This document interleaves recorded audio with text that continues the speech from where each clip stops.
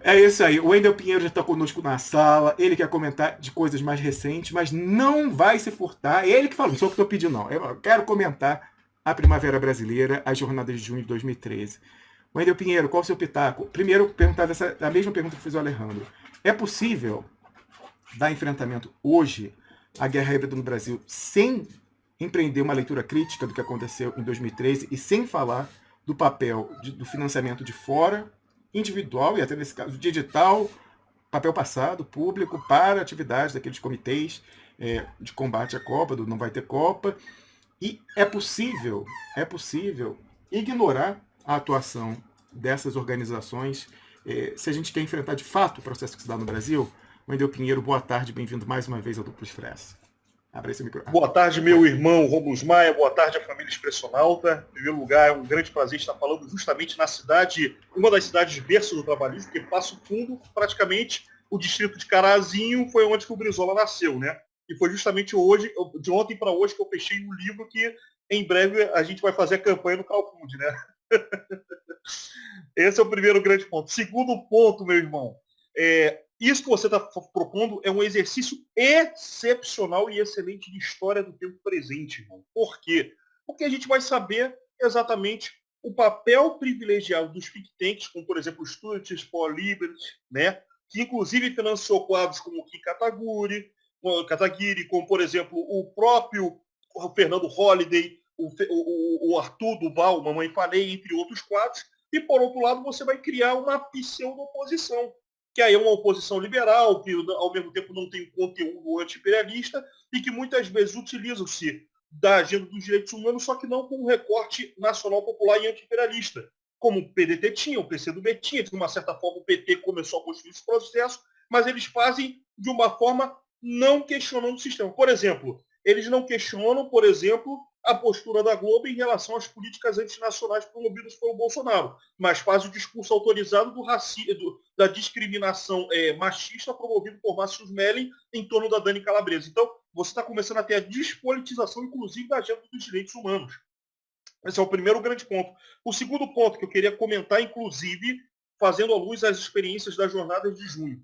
Eu me lembro como testemunha visual do processo, testemunha ocular, daquilo que aconteceu dia 20 de junho de 2013, na Avenida Presidente Vargas, onde disse que, olha, foi um boom de gente, pareceu quase 1 milhão de pessoas, quando na verdade foram 300, 500 mil. E qual não era a minha surpresa, Romulo? Já que naquela altura ali, quem vai da Candelária até ali, mais ou menos na rua Uruguaiana, ali mais para frente na Avenida Passos, começou a vir do nada, assim, militantes avulsos. Você se lembra antigamente do MV Brasil, que era um movimento proto-fascista, mas ainda tinha um caráter nacional e tal, e que eles eram meio que postos ao lado, mas ainda eles vinculavam a Enéas, etc. e tal? Pois bem, os caras... É o integralismo, né? Alguma medida visava... Integralismo.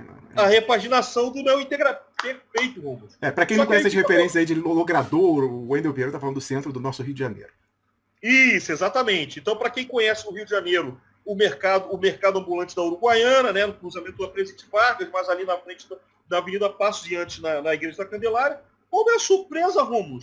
Começa a vir um montão de gente falando, olha, o papo de golpe militar não existiu, ó, professor de história te enganou, professor de ciência política, ó, você foi ensinado, isso é tudo mentira, tal. Isso disseminando, e isso, Romulo, foi recorrente, isso de tarde até de noite, e não era uma pessoa. Era o tipo, pelo menos que eu vi um testemunho lá, pelo menos umas 20, 25, 30 pessoas diferentes. Aí você começa a estranhar o nível da mobilização.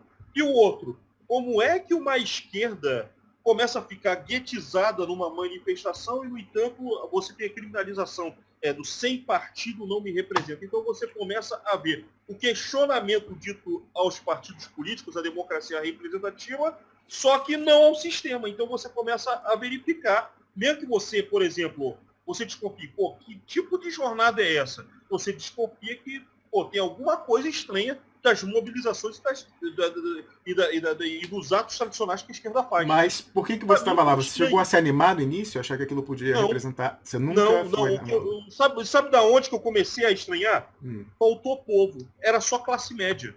Só classe média. Onde que você começa a ver classe média o tempo todo na Avenida Rio Branco, na Candelária, na Cinelândia, e começando a colocar os partidos, e aí começa, sem partido não me representa, e começa a rasgar a bandeira do PDT, do PT, da CUT, da CTB, no caso também da UNE, ou seja, você já começa a estranhar aí, rumos.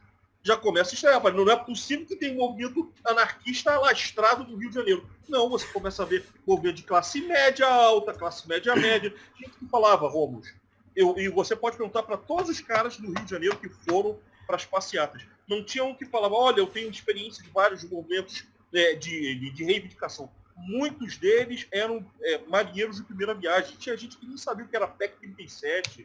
Muita gente que não sabia, mais ou menos, sem partido não me representa. Então, na verdade, foi muito bem articulado.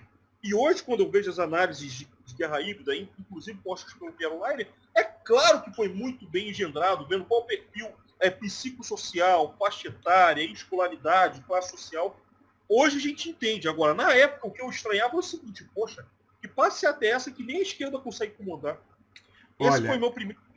Outras coincidências, só anotando aí, é em junho, no início de junho de 2013, que sai publicada aquela matéria com base nos vazamentos Snowden, falando do grampo dos Estados Unidos na Dilma Rousseff, que vai motivar, algumas semanas depois, a ida de José Eduardo Cardoso aos Estados Unidos, em encontro muito discreto, mas reportado na imprensa, já mostrei aqui diversas vezes, com Joe Biden, em que o título da imprensa brasileira foi José Eduardo Cardoso chama as falas, vai exigir explicações de Joe Biden e tal.